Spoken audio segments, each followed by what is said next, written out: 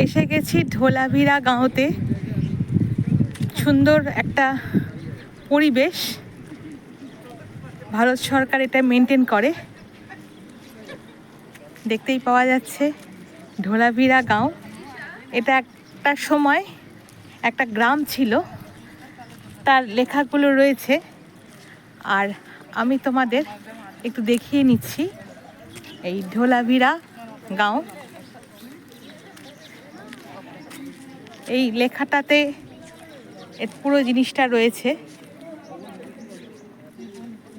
একটা city, Harappan city, Harappa যে সভ্যতা, হরপ্পা সভ্যতার উপরে এই স্থাপত্যটা দেখতে পাচ্ছ। এটা একটা সময় হরপ্পীয় সিটি ছিল। ধোলাভিরা এ হরপ্পান সিটি লেখাটা তোমাদের দেখতে পাচ্ছ। আর তাকে ঘিরেই এই পরিবেশটা তৈরি হয়েছে, ধোলাভিরা হরপ্পিয়ান সিটি। হরপ্পা সভ্যতার নিদর্শন, তার হরপ্পা সভ্যতার নিদর্শনটাকে কেন্দ্র করেই এই সিটিটা গড়ে উঠেছে। ইনফরমেশনটা তোমাদেরকে দেখিয়ে নিলাম। আমি একটু ঘুরে তোমাদের দেখাচ্ছি। এটা একটা মিউজিয়াম, ধোলাভিরা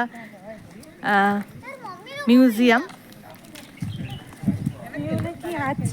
আর তাকে ঘিরে এই জায়গাটা ধোলাভিরা হরপ্পিয়ান সিটি।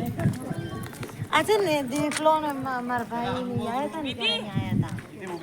ये बता तो बाबा जी वो मम्मी के सुनो हम तो थोड़े इकडे या या साईडला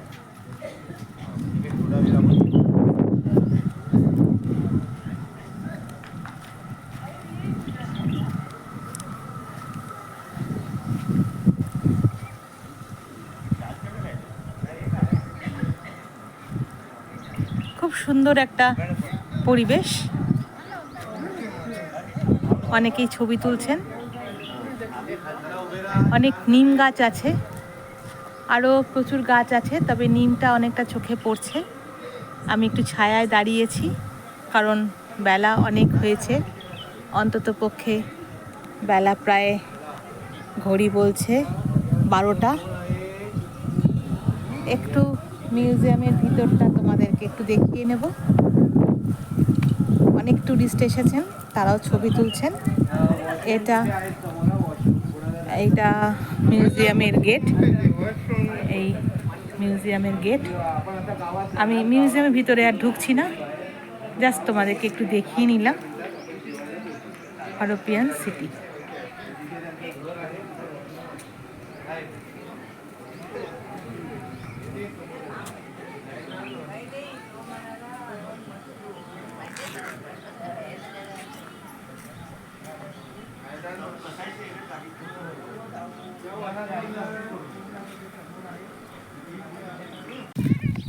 সিটিটা আরেকটু তোমাদের ঘুরে দেখাচ্ছি। দেখো সিটিটা দেখাচ্ছি তোমাদের। আগে মিউজিয়ামটা শেয়ার করেছিলাম তোমাদের সাথে, এবারে এই হরপ্পাটার সভ্যতাটা কিন্তু এই জায়গাটাতেই কিছুটা ছিল।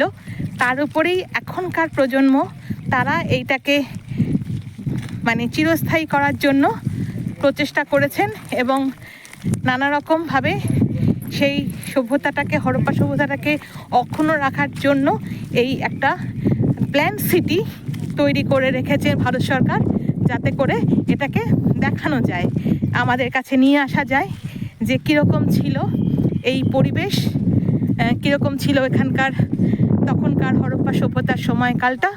তার একটা নিদর্শন রেখে দিয়েছেন এখনকার দিনের স্থপতিরা এই বিশাল জায়গাটাকে রক্ষণাবেক্ষণ করে। এটা অত্যন্ত প্রশংসনীয় একটা প্রজেক্ট, যে মানতেই হবে আমরা কালচার রক্ষা করতে পারছি, অন্তত চেষ্টা করছি।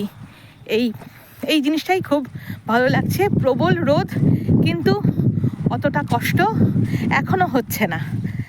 তোমাদেরকে দেখালাম, দেখো বিস্তীর্ণ এরিয়া, এই বিস্তীর্ণ এরিয়াটাকে নিয়ে কিন্তু এই হরপ্পা সভ্যতার নিদর্শনটাকে এখনকার দিনের মানুষ সংরক্ষণ করার চেষ্টা করছে। এই কচ্ছের হোয়াইট রন অঞ্চল, এখানে সমুদ্রের যে নুন সেটা বালির উপরে স্তরে স্তরে জমা হয়ে বালিটাই সাদা রকমের রঙের রূপ নিয়েছে। এটাই বিস্তীর্ণ চত্বর জুড়ে, বিস্তীর্ণ এরিয়া জুড়ে হোয়াইট রন, কচ্ছের রন।